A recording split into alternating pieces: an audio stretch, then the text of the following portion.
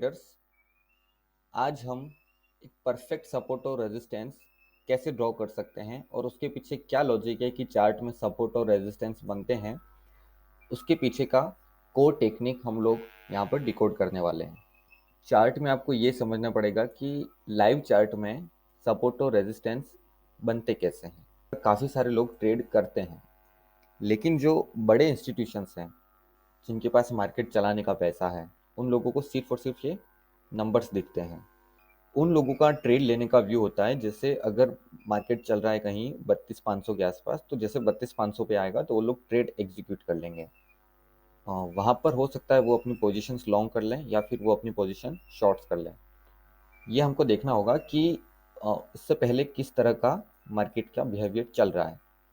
अभी हम लोग यहाँ पर देख सकते हैं कि यहाँ पर टॉप से सेलिंग आ रही है और काफ़ी अच्छी सेलिंग आने के बाद मार्केट ने 32,500 का लेवल काफ़ी दिनों से होल्ड कर रखा है। हम लोग यहाँ पर अगर मेजरमेंट टूल्स देखें तो ये हाँ 4 दिन मार्केट को यहाँ पर सस्टेन करवाया गया है बड़े प्लेयर्स के द्वारा। तो आने वाले दिनों में हम लोग अपना जो व्यू है वो बुलिश रख सकते हैं। फिर जिन लोगों के पास मार्केट चलाने का पैसा है, उन लोगों ने यहाँ पर अगर बाय किया होगा तो वो अपनी पोजीशन को लॉस में नहीं आने देगा। तो हम लोगों को चार्ट में ये देखना पड़ेगा कि कहाँ पर बड़े लोगों ने बाय किया होगा। रिटेलर्स के पास इतना पैसा नहीं होता है कि वो मार्केट को चला पाए। ये बड़ा पैसा जो होता है वो बैंक्स, एफआईआई और डीआईआई और इतने बड़े लोग जिनके पास मार्केट चलाने का पैसा होता है, वही लोग मार्केट के अंदर चार्ट बनाते हैं। ये वाला जो जोन है उसको मैंने एज अ सपोर्ट मैंने ड्रॉ करके रखा हुआ है, क्योंकि काफ़ी अच्छी सेलिंग आने के बाद मार्केट ने 32,500 का लेवल 4 दिनों से होल्ड कर रखा है। नहीं तो अगर इसको होल्ड नहीं करा होता तो ये कंटिन्यूशन सेलिंग में जा सकता था, लेकिन अगर इसने होल्ड कर रखा है तो हम अपना व्यू जो है वो बुलिश रख सकते हैं, क्योंकि यहाँ पर काफ़ी सारी पोजिशनल और रिटेल ट्रेडरों ने कॉल और पुट दोनों साइड की पोजिशनल ट्रेड है वो बनाया होगा। तो स्टॉप लॉसेस दोनों साइड अवेलेबल होंगे, लेकिन जाहिर सी बात है कि बड़े लोग जो हैं वो अपना लॉस नहीं होने देंगे। अगर बड़ा पैसा यहाँ पर लगा है तो आने वाले दिनों में मार्केट को ऊपर ले जाएगा और ऊपर ले जाकर ही अपना प्रॉफिट बुक करेगा। जैसा कि हम देख सकते हैं कि 32,500 का ये जो लेवल है वो मार्केट ने 4 दिनों से यहाँ पर होल्ड कर रखा हुआ है। उस सिचुएशंस के बाद होल्ड किया है जहाँ पर मार्केट में काफ़ी अच्छी कंटिन्यूएशन की सेलिंग आ रही थी, जहाँ पर आप देख सकते हैं लगभग 1 महीने से आपको शुरुआत की कुछ दिनों में सेलिंग साइड का ट्रेड आसानी से मिल जाता था। इधर 4 दिनों से मार्केट ने होल्ड करके रखा हुआ, उसके बाद मार्केट में एक काफ़ी अच्छा मूव भी हमको देखने मिला। तो आप एक परफेक्ट सपोर्ट का कंफर्मेशन वहाँ से ले सकते हैं। जैसे कोई बड़ा प्लेयर अगर एंट्री मारता है तो उसके आने वाले कुछ 1 या 2 दिनों में हमको एक अपसाइड का मोमेंटम, या फिर अगर उसने शॉर्ट डायरेक्शन में बैठा हुआ है तो शॉर्ट साइड का डायरेक्शन हमको मार्केट में देखने के लिए मिलता है। पोजीशन बनाएगा तो ये जो नीचे वाला बायर है वो अपनी पोजीशन लॉस में नहीं आने देगा। तो ऐसी सिचुएशन में ये वाला जो जोन है वो एक सपोर्ट की तरह काम करेगा, जिसको टेक्निकल एनालिसिस और चार्ट ट्रेडिंग करने वाले सपोर्ट कहते हैं।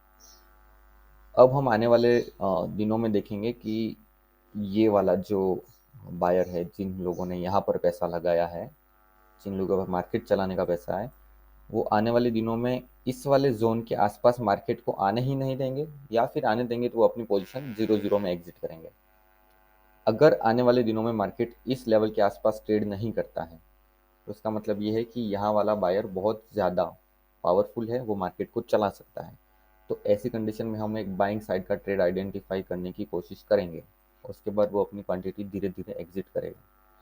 सेम सिचुएशन रेजिस्टेंस साइड भी होती है। अगर किसी बड़े इंस्टीट्यूशन प्लेयर ने अगर अपनी पोजीशन शॉर्ट करके रखी हुई है तो वो अपने बाइंग पॉइंट के आसपास मार्केट को ट्रेड ही नहीं करने देगा। ऐसी सिचुएशन में वो पॉइंट रेजिस्टेंस की तरह काम कर सकता है, या फिर सेम अपोजिट साइड वही पॉइंट सपोर्ट की तरह भी काम कर सकता है। तो चलिए हम लोग देखते हैं आगे वाले आने वाले मार्केट में मार्केट ने कैसा चार्ट बनाया है। तो ये जो हमारा है वो एक सपोर्ट की तरह काम कर रहा है, और आने वाले दिनों में हम लोगों ने यहाँ पर काफ़ी अच्छा बुलिश मोमेंटम देखा। ये देखिए,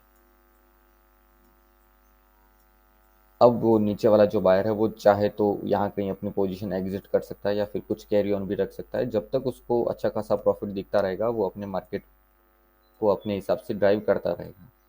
इस तरह के जो मोमेंटम होते हैं, ये वाले मोमेंटम ये वाले मोमेंटम जब बड़े लोग अपना प्रॉफिट बुक कर लेते हैं, तब मार्केट में इस तरह के मोमेंटम देखने के लिए मिलते हैं। तो इस तरह के मोमेंटम देख के हम लोग सोच सकते हैं कि जो नीचे वाला ये जो बायर था, इसने अपनी पोजीशन को या फिर अपने जो भी कंप्लीट क्वांटिटी है उसको निकाल दिया होगा, तो अब ये वाला बायर हमारे लिए ज़्यादा इम्पोर्टेंट नहीं होगा।